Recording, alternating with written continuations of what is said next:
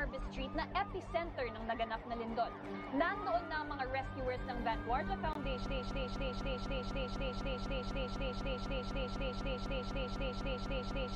Tulong sila ni Bessie ko. Bagay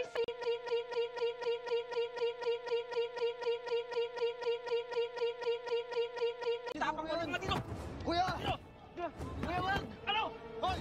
Siting yun ah! Oo nga,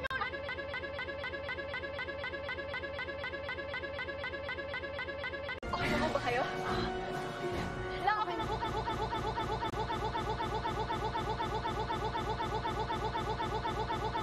Hindi ko kasi alam kung ano ba talaga intensyon ng lalaking yun eh. Nakita ko nga rin ho siya kanina, kaya buti na lang ho nandoon ka.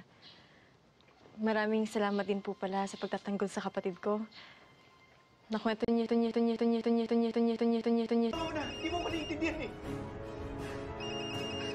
Tingnan mo lang